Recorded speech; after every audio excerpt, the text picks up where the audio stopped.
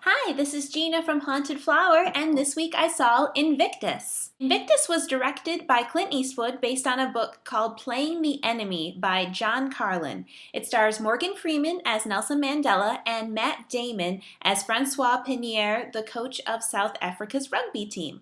The story follows the beginning of Nelson Mandela's presidency in South Africa and his embracing of the sport of rugby to unite his nation in a common spirit and break down barriers between people. With these top-notch people involved, I went into this movie with higher expectations, and I really wanted to like it. After watching it though, I admit I'm disappointed. The sport of rugby is not very well known in the States, so this movie had to explain the game to a whole new group of people. Rugby has all the physical contact of football, but with like a soccer uniform of like a polo shirt and shorts, so no padding. If you had to judge whether your team was winning purely by Matt Damon's expression, except for the last play in the movie, you probably wouldn't be able to tell who was winning. So luckily, my husband was doing this manly fist pumping thing whenever we scored, so I was like, oh, woo, yay. Nelson Mandela is a brilliant visionary with a profound understanding of image and psychology, and Morgan Freeman playing him is brilliant, as always, in this film. He really knows how to play with little things to bring a character across well and make him empathetic to the audience. Morgan Freeman's voice is always a very engaging tool in his performance, and his smile in public, whether he's being booed or cheered, really captures accurate moments from Nelson Mandela.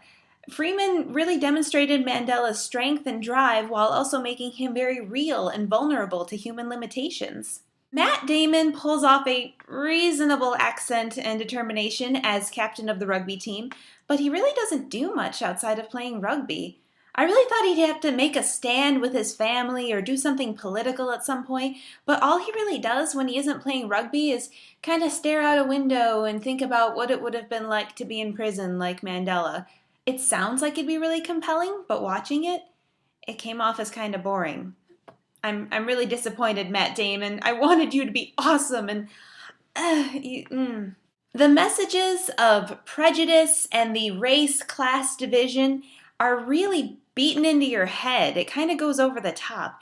I mean, the tools they use are, there's a national anthem, cheering songs, flags, a poem, all kinds of symbols and themes that are the same idea over and over and over again until you start to think that they didn't have enough faith in the audience to pick up on it.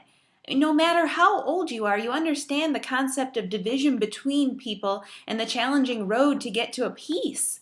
The story kind of plays like your average underdog sports team movie, but with a whole country instead of your local high school team.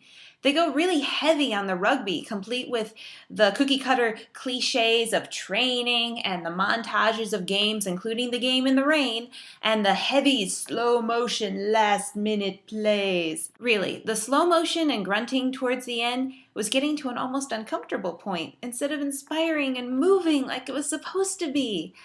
The only people really cheering were the ones on the screen, not really in the audience. This movie's downfall is that it spends way too much time with rugby and subplots about Nelson Mandela's bodyguard team and not enough time with Nelson Mandela, the man, and his personal life and his family and what he has to do every day. I feel like the man is interesting enough. I believe Invictus will still get a lot of buzz because of everyone involved and associated with it, including Clint Eastwood, Morgan Freeman, Matt Damon, but I don't think it really earned it like other really great movies I've seen in the past. I really wanted to like this movie, and it ended up being just okay for me.